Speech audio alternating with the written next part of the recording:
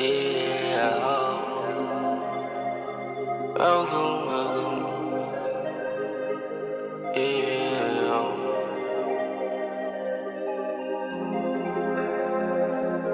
yeah, welcome, welcome. Yeah. Welcome to Here's to the Rubble, episode 21. Joined by Steve, as always, and that was Peak of Mali by MDMA. I was gonna ask what that song was called because I didn't pick it and you didn't pick it, and Gage also did not pick it. Nope, Jalen is sitting in to listen, observe, shit like that. Are you not gonna say hi though? What's up, I guess? I don't know. I didn't know what the plan was. I was like, oh yeah, Jalen. I didn't either. I don't know, man. Yeah, fair enough. RJ, what are we doing? I don't know. I mean, Jalen, you can talk if you want. Fucking, I don't give a shit. Sure, I guess. Let's do it, boy. Let's start. This is a three-man podcast now. You can just chime in occasionally when me and RJ start going Yeah, Jalen's our backup researcher and temporary on-screen talent. There you Oh go. my gosh. Very temporary. And Jalen. social Don't fuck media this. manager. Yes, sir. You're replaceable. Don't forget that. Yeah. I never will. But RJ, what have you been listening to this week, man? Oh, I've just been listening to folk punk again. That sounds right. Yeah, I don't know. I ain't been listening that much, really. Listen to High Wreath, whatever Yeah, that. High Wraith. That Rail Yard Ghost album, and yeah, you gotta give it a second shot because the second I half do, of that man. album is real weird. It's really good. I like the what was it, March the Ogres or whatever? Yeah, March of the Ogres. Great song. I thought that was really Odin cool. Saga I really dug it, man. is really cool. Yeah. But yeah, that's pretty much it. Yeah, man. It's a good album. I really do have to give it another listen. Maybe I'll do that. I've started taking the train to school now. I'm trying to save some save money on gas and stuff like that. And with my schoolman, like we have like a bus pass, train pass, whatever, all that paid for. Like it's with our tuition or whatever. So I'm like, yeah, I might as well use this. So I've been like using the train, like my time on the train, just to listen to music and stuff like that because it's too short of a train ride for me to like actually like I don't know read a book or anything. So I listen to music, which is something that I have never tried doing before. Listening to music, it's very new to me. But yeah, this was a really long explanation for I listen to music on the train on the way to school. Yeah, it totally was. It totally was. Well, I've also been, not to brag, I've also been longboarding to and from the train station because it's faster than walking. Except it isn't faster than walking because I'm really bad at it and I fall a lot. Is that why your knuckles look like you've been in a fight? No, actually, I just stumble off of it. I haven't actually like wiped out or anything yet, knock on wood. But George lent me his longboard, so I've been using that, and I'm just not quite used to it yet. But I've been listening to some cool stuff this last week. I listened to Typhoons by Royal Blood, which if you don't know Royal Blood, you absolutely need to check them out. They're fantastic. This was I think their album came out. It came out earlier this year. I can't remember exactly when, but yeah, Typhoons. This album's really good. I think the first like single they put out of it was called "Trouble's Coming." I think I that's what the song's called. I don't know if it was actually the first single or not, but I listened to only that, and I was like, wow, this song is awesome. I can't wait for this album. And then the album came out, and I just didn't listen to it because I don't follow them on anything. I should do that. But anyway, I just went and I listened to it this last week on the train, and great album. It's really good. I have a friend who is a huge Royal Blood fan, who has been bugging me to listen to it forever. So now I finally have, and I'm like, wow, this is really good. They're an interesting band because they're like a duo. And if you listen to their stuff, you can't tell unless you already know like that they are a two-piece band. It's like there's a drummer, and then the other guy, I believe what it is he has bass strings on a guitar, and then he has like his guitar hooked up to like a board where he has like an octaver. So it like the stuff that he plays, it plays like it comes out of two different amps, one in a lower octave than the other one, and I don't know, they sound really good. Like if you've never listened to them, I'd say check them out. Yeah, I'm definitely gonna have to check that out. Sounds mad interesting. It's super cool. They have a song that's pretty popular called "Figure It Out" that like a lot of people. If you've heard of Royal Blood, you've probably heard that song. Out of the Black's another pretty popular one by them. Little Monster too. I think those are all off of their first album, the ones that I just named, but they're all really good. And those are most of the ones that I had heard from them. And what are they called again? The band? Royal Blood. Royal Blood? Yeah. All right. Yeah, I'm definitely going to check them out. Oh, and also they had a song on the Blacklist for Metallica's, I guess the Blacklist is just what it's called, which I guess if you somehow haven't heard of this yet, for I want to say the 20th anniversary, 25th maybe, of the Black Album. I should know that. I don't know that. But a bunch of musicians just went and recorded covers of Metallica songs, and some of them are really good. Some of them are really bad. Oh yeah, and yeah, go ahead. Oh, sorry. And by the way, you don't like the Black Album, right? Yeah, so that was going to be the hot take that I was talking about earlier. Yeah. I think the Black Album is so fucking overrated. It's just, I mean, this isn't that hot of a take because I feel like most like big Metallica fans, or maybe it's just the ones that I hang out with at least, are ones who are, because I love Metallica. I've been a huge Metallica fan for a very long time. But I very strongly believe that their stuff was way better when Cliff Burton was still alive. Like, how did I forget? Kill 'Em All. Sorry, that's the name of the album. I wanted to say Metal Up Your Ass because that was originally what the album was going to be called. That's a great album. Ride Lightning is probably my favorite of all time. Oh, well, my favorite Metallica one. And then Master of Puppets, of course, is fantastic. And then, And Justice for All, I'm not crazy about it. But the Black Album, to me, is just, I think it's better than like Load and Reload, but I think it's so overrated. Like Enter Sandman is not that good of a song, and Nothing Else Matters is a good song, but like there's like 20 covers of Nothing Else Matters on this Blacklist. Like, why is that the one that everybody chose to cover? Like, I might have a hot take on your hot take. All right, let's hear it. I feel like a lot of people, especially with like really big bands, like Metallica level bands, when like their favorite album is not that band's biggest, most popular album, I feel like sometimes people get a little mad about that. What do you mean? Like, just like the calling it like overrated and stuff. I don't know if I necessarily agree with that, because like, I mean, people kind of do it with like Pink Floyd, with like Dark Side of the Moon. Well, I guess, okay, I'm not trying to gatekeep. Like, I want to make that clear. Yeah, no, obviously. That. But, I mean, Nothing Else, nothing. The Black Album is their most commercially successful album. It is. For sure. And there's a reason for that. It's a good album. It really is. I just do not understand why it's like everyone's go-to Metallica album. I think it's because it's more like digestible. Yeah, I mean, that's definitely it. I think that's the main thing, is like, that's why. That's not a bad thing.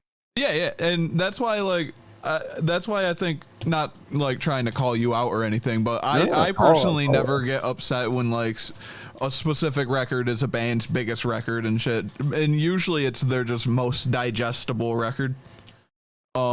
Just because, you know, that's something that the masses can easily understand.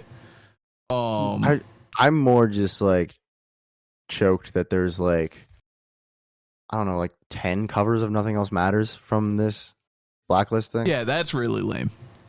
Like, and then there's just like, I don't know, there's like 8, I think, of Enter Sandman, which Weezer has one that's just terrible.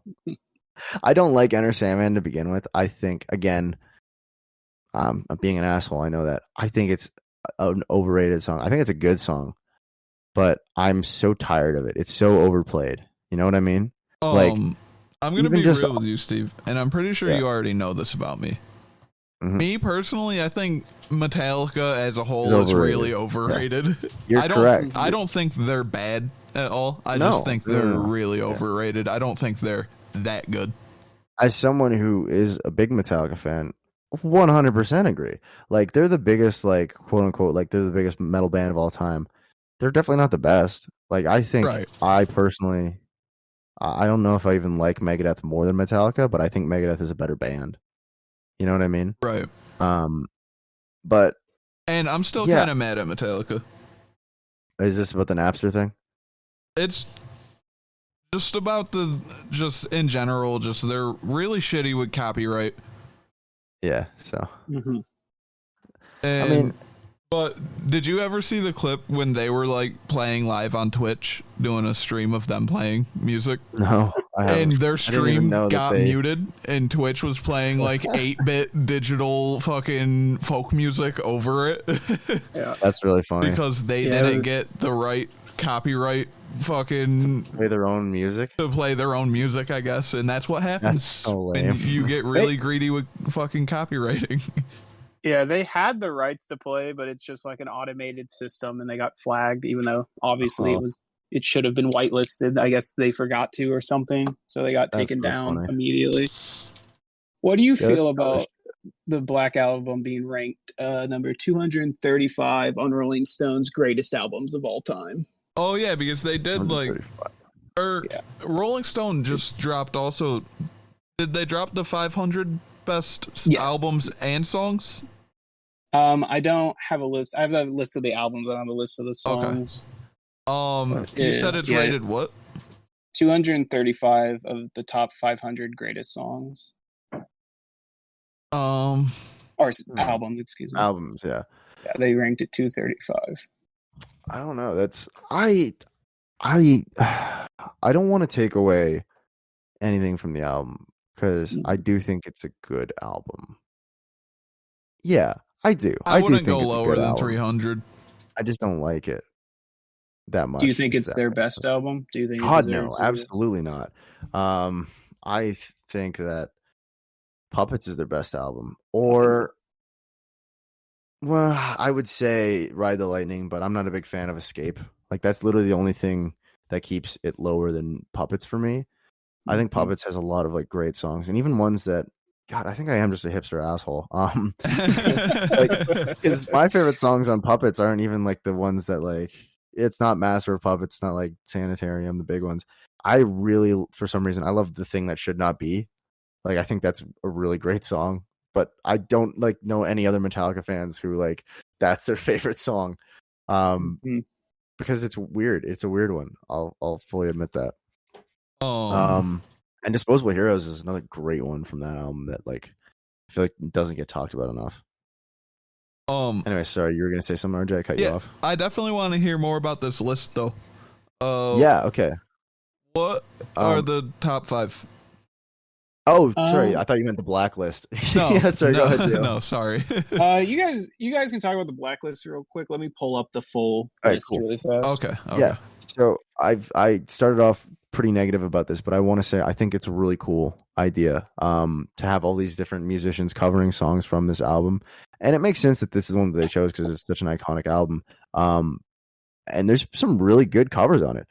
Miley Cyrus's cover of Nothing Else Matters, surprisingly, is fantastic. I know you guys are not crazy about Miley Cyrus for good reason. And you were just talking all this shit about all the covers of Nothing Else Matters. Well, it's just here's the thing, man. There's just so many of them. Phoebe Bridgers has one of it too. That's like pretty good, I would say. Not as good as I was expecting, unfortunately. And then Darius Rucker has one too for some reason. Like, that one is really confusing to me. Like, what?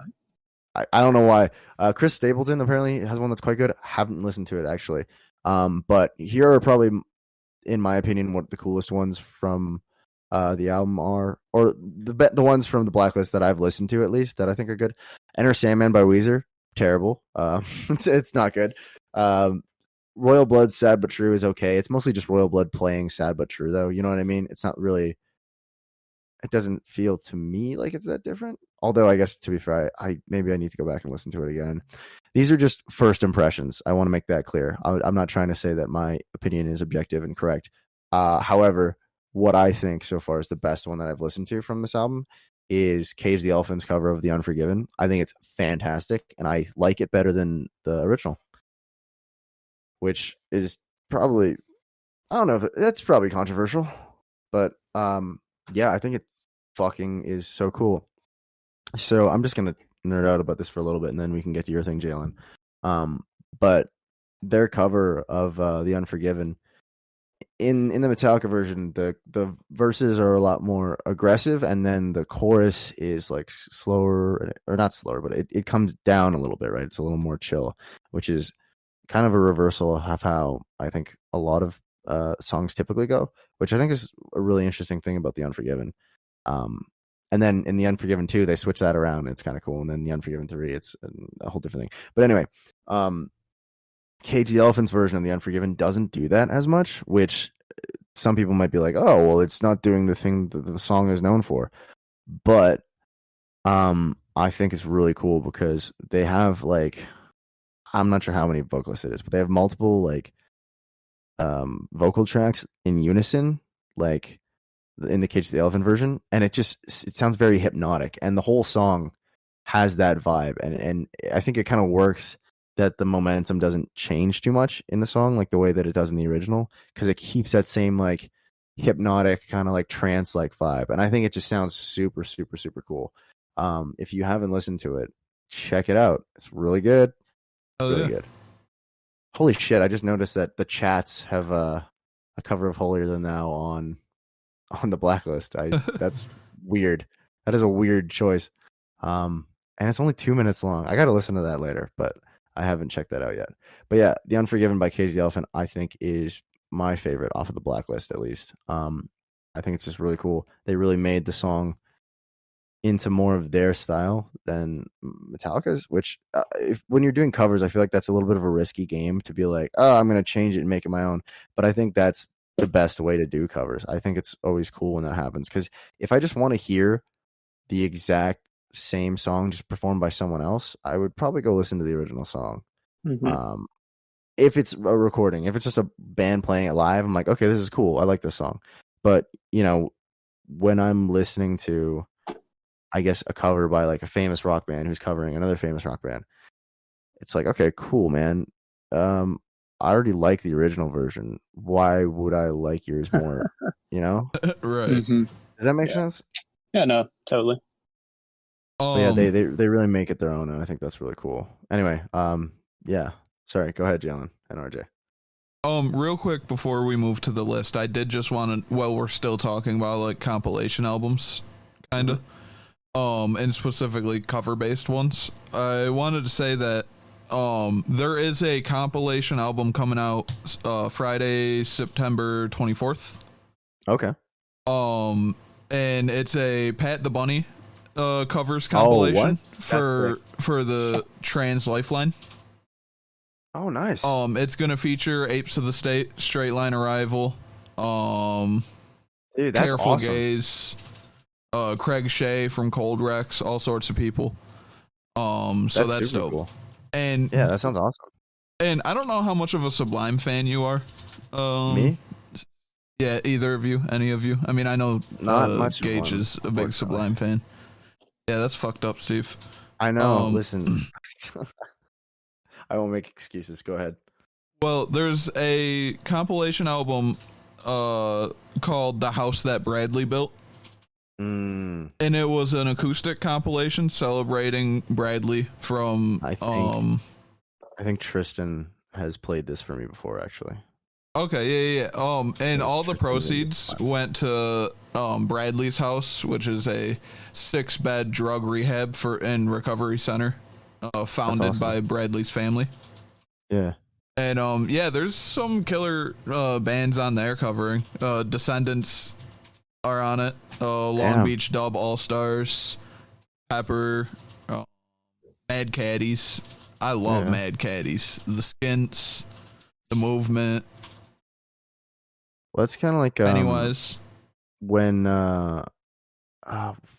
his name's Mitch something, I can't remember his last name, but when the lead singer of Suicide Silence died, they had like a big tribute concert where a bunch of different like metal musicians all played like their band songs. Right. I haven't actually listened to it, but my brother, he loved it. He was like, "This is the coolest shit in the world. You got to check this out." And that was like 6 years ago, and I haven't done that. But I was like, "That's really cool. I like the idea of that." Hell yeah. Now, Jalen, you may speak. Yeah. All right. So what did you want? Are the top 5 or the top? Here, give me the 6 to 10 first, and then I want to know the top 5. Okay. So 6 is Nirvana, Nevermind. Okay. Interesting. 7 is Fleetwood Mac, Rumors. Rumors. That makes sense. Yeah. 8's Prince, Purple Rain. Yeah. I thought that'd be like lower or higher. I don't know. I guess I thought that'd be top 5. Number 9 is Bob Dylan, Blood on the Tracks. Okay. And then 10 is Lauryn Hill, the Miseducation of Lauryn Hill. I don't know that. Yeah, I'm not you sure don't what know that that one, is. so you should listen to that. It's a great R&B album. Okay. Soul, R&B, hip hop kind of mix. Great album. So what are the top 5? Okay, so I'll one start. of them's going to be a Beatles album, I bet. Number 5, The Beatles. Abbey Road. What did I say? I was gonna. Abbey Road would have even been my guess too. Yeah, they have the most entries on the list. They have 9 albums. That doesn't surprise me. Yeah, that's bullshit, bro. Yeah, but okay. Look, the Beatles. How do I say this? They were British, bro. Yeah, that's true, and that does suck. No, but it's one of those things where it's like, yeah, of course, we get it. Everyone loves the Beatles. It's fine. Like, you kind of just got to take it. Like, it's happening. That's fair. But 9 entries? Yeah, like 9. They're the only group with that many entries. I would never disparage the Beatles, but I feel like people hold them with a little bit too much reverence. You know what I mean? Agreed. I feel that way for most things that are seen as classic, like most things from 60s and 70s. They get held to a very high standard compared to modern music or anything. Even like Zeppelin, I would say the same thing about. And that's kind of, I feel like that's very controversial for me to say that. But one band that I think always deserves as much hype and praise that they get, that's like an older band like that, is Pink Floyd. Mm-hmm. Yeah, I think Pink Floyd deserves every bit of praise that they've ever gotten, and more. That's fair. I have no argument to that. Yeah, I'm not gonna tell you you're wrong about that. Pink Floyd's awesome. And then at number 4, Stevie Wonder, Songs in the Key of Life. Really interesting. Mm-hmm. Another fantastic album. Stevie Wonder, pretty fucking sick. So I understand. Fair. And number 3, it's Joni Mitchell, Blue, which I have not actually heard of. I've not heard of that album. I know of Joni Mitchell. I don't know that album off the top of my head though. So number 2 is the Beach Boys, Pet Sounds. Hell yeah, the Beach Boys. That makes sense. I fucking love the Beach Boys. Really? Yeah. That's surprising. I wouldn't have guessed that. Yeah, I would never have pegged you for a Beach Boys guy.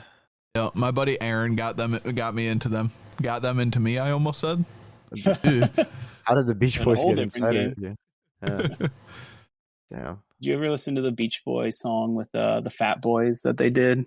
Yeah, yep. Oh, no. I love it. I'm pretty sure my dad likes that song a lot. Yeah, that checks out. I believe that. Wait, so do we want to take guesses for number 1? Yeah, you guys should guess for number 1. I didn't even. Okay. The Marshall Mathers LP. That would be funny. That'd be funny as shit. What would the number 1 album of all time be? According to Rolling Stone. I've got what I think it is, but I want to. Okay. I'm trying to think. I feel like it's going to be something that's like considered like, like groundbreaking at the time. So it's got to be something older, I think. It's got to be like, looking back, this is something we have to respect because of how amazing it was. Like something based on impact. But I don't have any specific guesses for what it is. I'm going to say, RJ, what do you got? I'm going to say it's whatever Queen album has Bohemian Rhapsody on it. Or we could also just guess what band we think the number one album is. I think it's Abbey Road is the Beatles' biggest album, isn't it? So I don't think it's gonna be a Beatles album. I think it's gonna You guys be. want a hint? Yeah. Yeah, I'll take. It is not a band. It is a. Oh, just a single person. Michael Jackson. I bet it's Michael Jackson. Oh, Michael Jackson. Yeah. That's actually a fantastic guess, but what album would it be? It is Marvin Gaye. What's going on? Oh, okay. Yeah. That makes sense. Correct. Yes. Makes perfect sense. Yeah. No, And okay. I actually, I can't say like 100% would agree because I'd have to go through albums to decide what would be the number one. But right. Yeah. I could easily see this being number one. It is fantastic. Do you know how many times Pink Floyd is on the list, or would you have to research that more? Give me 1 minute. Okay. In the meantime, we could listen to the first song. Right. Is that mine or yours? Yours. Okay, cool. So I'll just give it a little bit of an intro then, I guess. This song is by an Edmonton band called Noise Pending. And honestly, I'm very upset that they put something out because it means their name is no longer accurate. The noise is no longer pending. It's out there. But I'm happy about it because it means that we get to listen to it. So I think, this one is called Coastal Service. They only have 2 songs out right now, but they're putting something out again later this month, I believe. But I know a couple of the guys in this band. I know the drummer, James, is really, really awesome guy. But this song rocks. This little EP. It's just 2 songs, so maybe it's a single. Never mind. It got Coastal Service and then a song called RRT. But both are really fantastic. We're just gonna listen to one. Coastal Service playing now, Gage.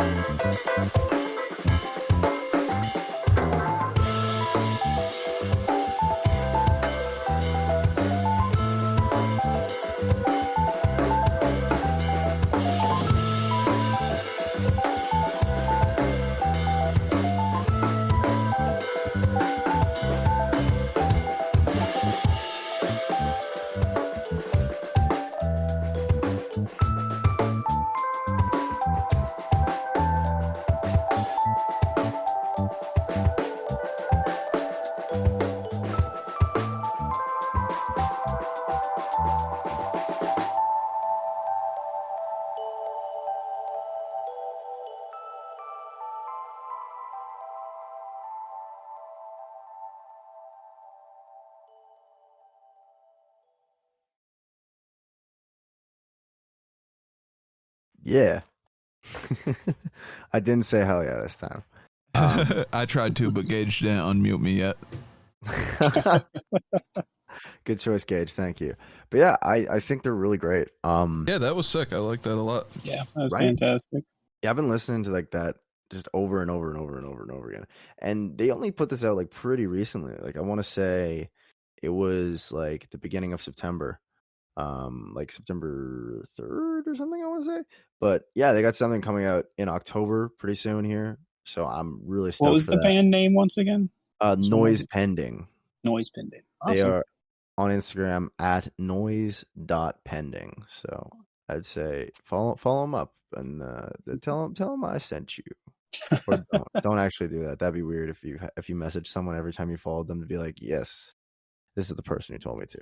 But yeah, no, I think that song just absolutely rocks. The other song on that EP/single, whatever, RRT is fantastic too.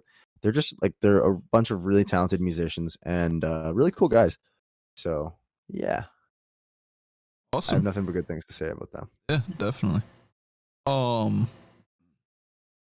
Real quick to answer your question from a minute ago, RJ, Pink Floyd had 4 albums. Hey, not bad. None of which were in the top 50. Wow, really? Yeah, pretty shocking.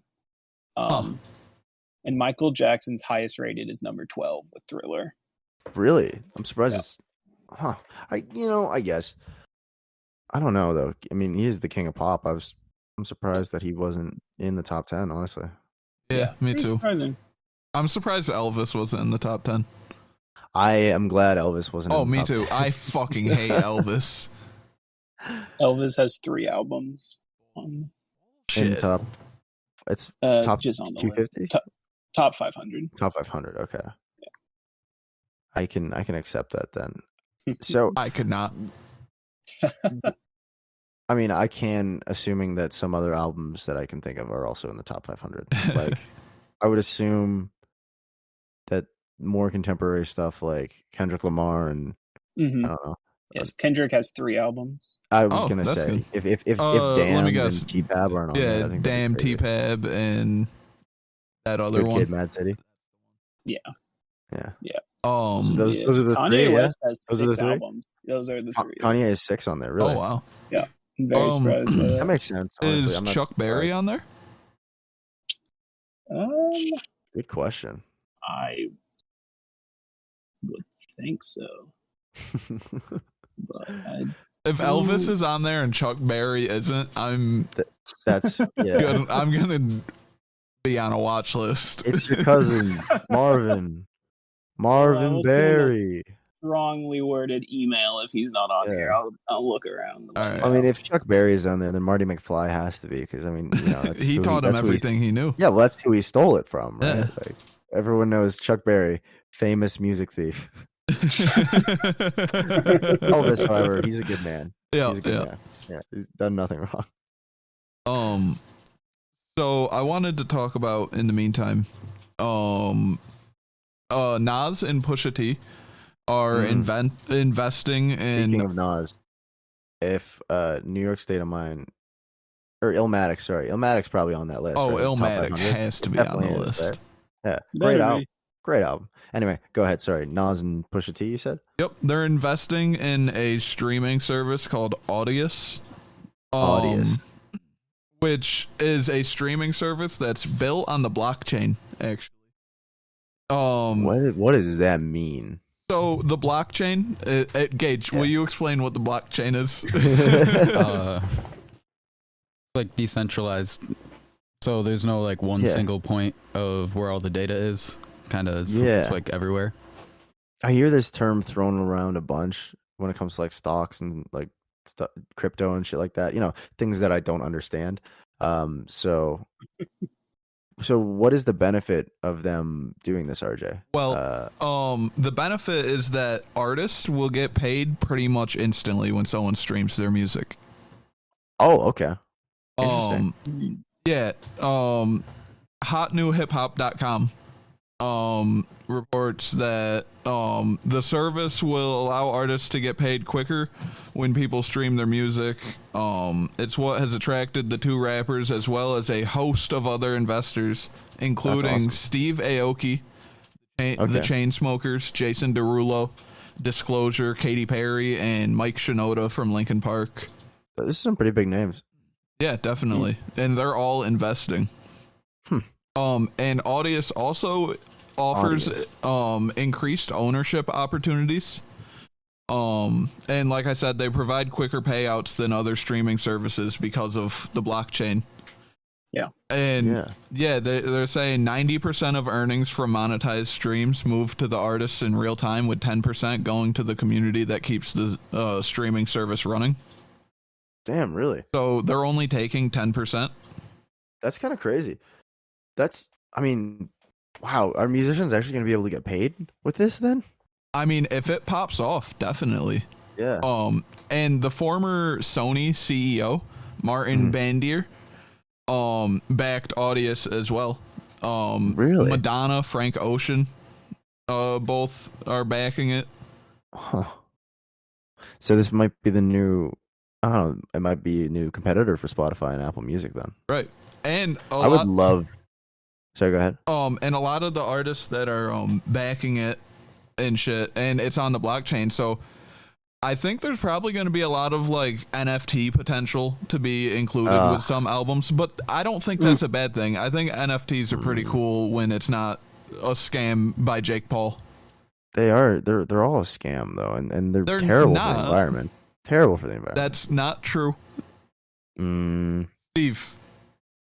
Everything is terrible for the environment, right. Unfortunately. Yeah, that's not a good thing. But though. Steve, the thing is, if we invest in decentralizing currency, you got to think. I mean, how much energy does it take to live stream for Twitch to exist? And that doesn't actually really benefit anyone. How much energy does it take to I would argue the Super Bowl? How much energy, when you take into consideration everyone watching the Super Bowl, everyone throwing the parties and cooking all that food for the Super Bowl, and the stadium itself, that generates a lot of revenue, and I would argue that there's more subjective value in that. And yes, subjective. I did say subjective. There's more subjective value in those things than there is in spending, I don't know, $1,000 on a picture of Eric Andre's left nut, and then like, cool, now you own that. Congratulations. Someone could just screenshot it. I don't think NFTs are worth anything, but I guess that's not really.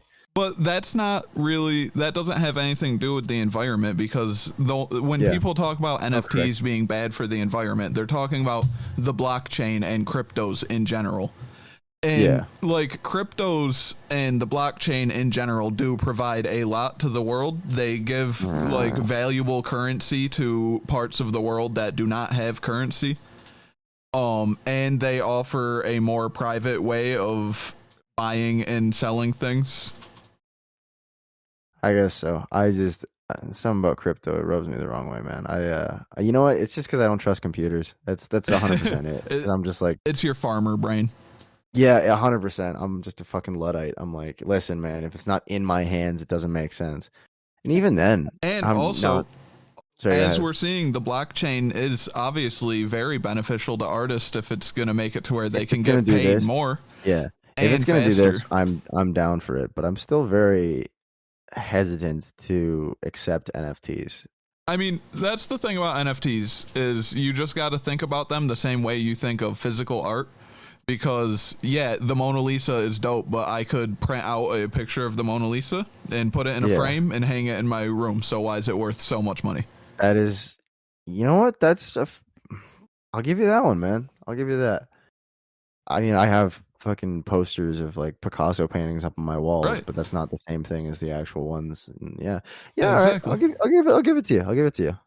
Yeah, I mean, I just feel like a lot of the discussion around NFTs, it kind of makes it seem like digital art isn't real art. Mm-hmm. And I disagree with that heavily. I would disagree with that too, actually, yeah. You know what? You've swayed me a little bit here. I just think it's stupid when people are like paying like... Yeah, and that's the thing. Shit ton of money for like I don't know the rights to the first tweet or something like that was one that. Yeah, no, I definitely think that's dumb, but motherfuckers will pay fucking $200 million for an art that is literally just a white painting. Yeah. Yeah. Motherfuckers is dumb with their money. Yeah, it comes down to the fact that like they aren't inherently bad or wrong, but people are going to use them to scam people and to money laundering reasons. But I mean, that's not necessarily NFT's problem. Like that's not their fault that people are using them like that. Right. And honestly, and I think that this streaming service and like what I was like trying to say even is like I feel like it'll make it to where NFTs aren't such an obvious all the time scam thing. Yeah, and it'll be like it might actually be worth something. Right, it'll make it to where like maybe if they sell records also on the streaming platform, like you can buy the digital album. Maybe you get one of the first 100 presses, almost like with a fucking physical record, and it's not actually you don't pay any more for it. You just get to say, "Hey, I was one of the first 100 people to buy this album digitally," and that's pretty cool. Yeah, that is kind of cool, actually. You know what? Yeah. You're swaying me a little bit here. I'm not gonna lie. I'm coming around to the idea. I still don't think I'm on board 100%, but I'm not against it. I guess. I just think if they can do it right, I think it'll help a lot of artists in general and be a pretty interesting thing. Well, that's the thing, man. Artists do not make a lot of money off of streaming. Exactly. Like, I think it was. I think the band was. I want to say it was While She Sleeps was the band who did this, but it was like it went viral like a couple years back. But this band, they put a bunch of posters up, where basically the poster said "Stream our album like 11,000 something how many times," because that's how many times you'd have to play it to even pay for these posters or something like that. Like, which was just like, damn, that's pretty rough, man. Like. Yeah. Or it's like, or you can, just buy the album, buy the CD, buy the record. I miss buying physical CDs. You can still do it, man. Who's stopping you? His wallet. Like there's, they don't like. There's nowhere to buy them around here anymore. I guess I could order them online, but it just doesn't feel the same at that point. No, I don't like buying things online either. Again, back to the whole Luddite thing. But actually, the biggest problem for me, because I have a CD player in my car, I listen to CDs. Biggest problem for me is Apple's obsession with making everything thinner and stuff. The new laptops don't have a CD drive, so it's like cool. Dude, you can't get a computer anymore with a fucking CD drive. No, you have to get an just buy like a separate. Like those things are like hard to find. Yeah, you got to get like an external drive. Yeah. But and folk punk legend Evan Greer tweeted and is always talking about it. She talks about just like how streaming isn't really very beneficial for artists and how during the time of everyone just pirating music, artists made more money because people would pirate music and then go buy the albums that they liked. Yeah, true. But now people just stream forever. Right. Yeah. Mm-hmm. So marketing or streaming's really changed just the market. I think for especially older bands and more established bands, it hurts really bad. But I think for a lot of the younger generation, streaming numbers can help them. That exposure. Yeah, the exposure, and I mean, going viral is the new way to make money. Like look at an artist like Lil Nas X who is able to make his songs go viral. Like those streaming numbers are ridiculous, and then he just rakes in cash from sponsorships. And without streaming, without his songs being able to put them in any TikTok you want, being able to listen to them anytime you want, like he wouldn't be close to what he is now. And the Spotify CEO, being questioned about why they refuse to pay artists, he even said like the point of Spotify was never to get artists paid and make them money.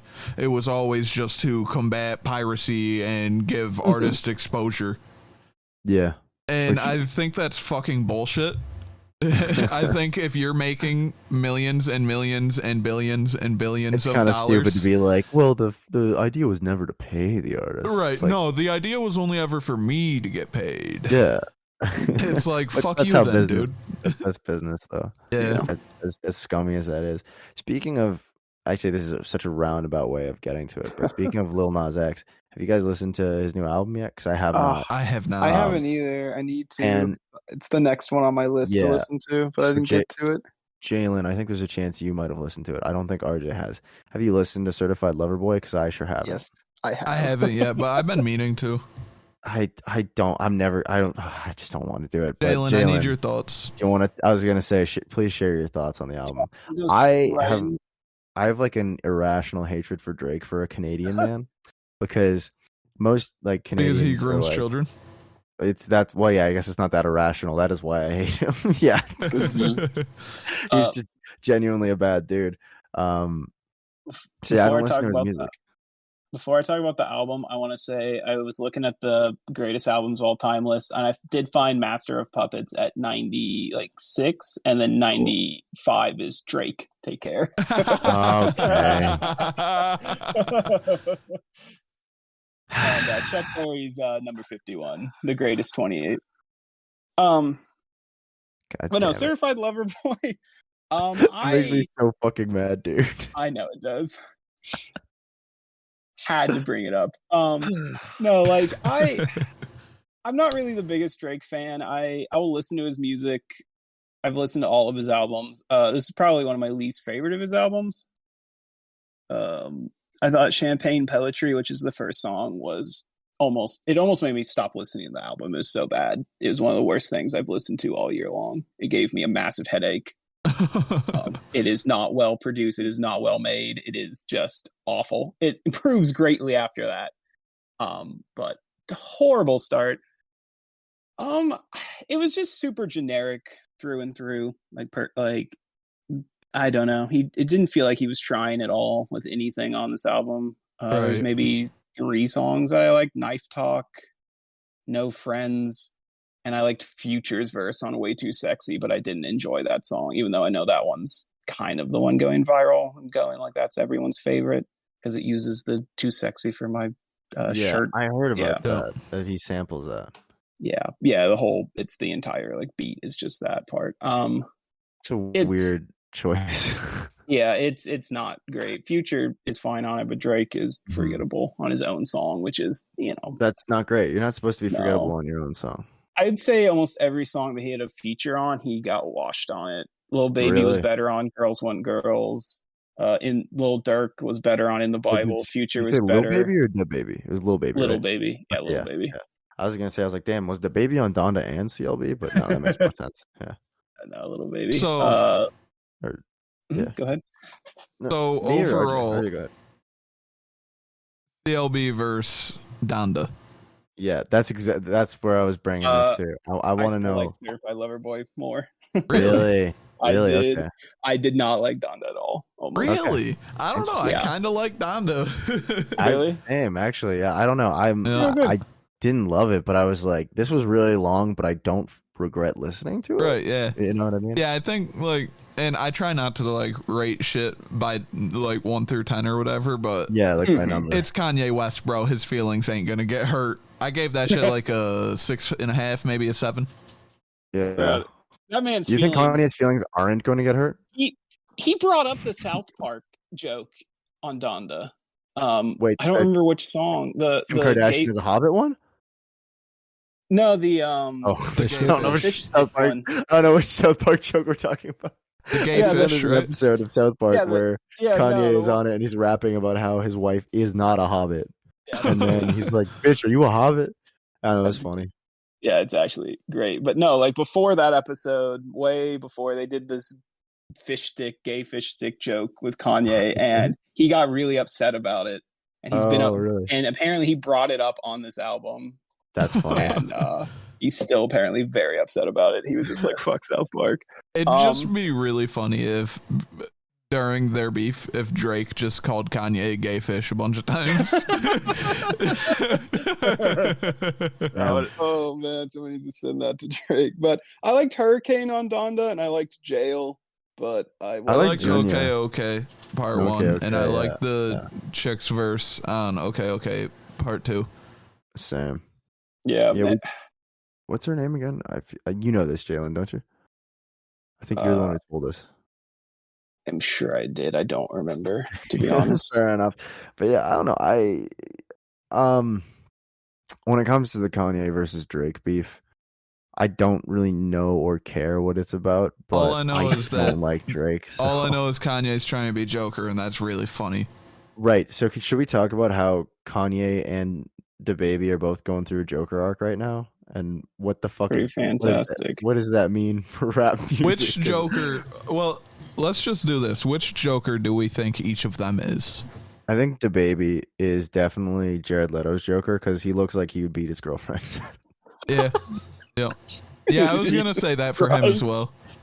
Nice. Oh. Although Well, I wasn't Jared going to Leto's... say the beat his girlfriend part. I was just going to say he looked like he'd be Jared Leto Joker. Well, then who's Kanye? Kanye. He's not Heath Ledger. Oh, he's not Heath Ledger. He's definitely not Heath Ledger. No, I think we can Kanye say might be that. the Joaquin Phoenix. Yeah. Which is the one he used, right? Yeah, it was. Oh, I think, okay. I think he is because I'll give you that one. I could see him dancing alone in a bathroom. And I could definitely see him just snapping on live TV. I don't know if Yes, I could yeah. see that resulting in a death. I would love to see him. Well, I know on that Jimmy I Kimmel could being go like- on live YouTube. TV before. I can go on YouTube and see him snapping on live TV. You mean George Bush doesn't care about black people? Or I made slavery this was a bitch famous? choice. Oh yeah, yeah. Ooh man, yeah. Oh man. And also George Bush don't like black people. Is it? It's fucked up that I like Kanye more for all the insane stuff that he's done. I think. Really? Like, I think I do. I know I shouldn't, but I love that he was a Trump supporter and then ran for president and then cried in front of a live audience about how his wife tried to abort their baby and stuff. Like, I don't know, man. It's. I shouldn't be on the air right now. I don't know. I just think it's really funny that he lived in a stadium for months. Yes, that's hilarious. Like, I'm $1 sorry, million that's kind a of day based. You know what's even funnier? Rent. Is how he cut Soulja Boy out of that song. Yeah. A meme Yeah, sample. I thought Soulja Boy was lying. I thought that was a joke because Soulja Boy. He's always saying he's on stuff or he's number one, but no, he dead ass. Kanye really did ask him to be so on that funny. album, which blows my mind. So we want to give a listen to the second song? Right, yeah. It's not Rick and Morty, is it? No, it's Playing with Knives by Straight Line Arrival. I mean, I guess that's good too, but Also, real quick, Straight Line Arrival selling t-shirts now on Bandcamp. You can get a Greatest Letdown shit. t-shirt. that's awesome. Go buy one. I'm gonna have to ask you to keep your distance, 'cause my friends, they do not stay alive for long. And while I'm pretty good at starting fires, I'd be damned if I knew how to put one out. How to put one out. I'm gonna have to ask you to show some patience, 'cause I move at a snail's pace. If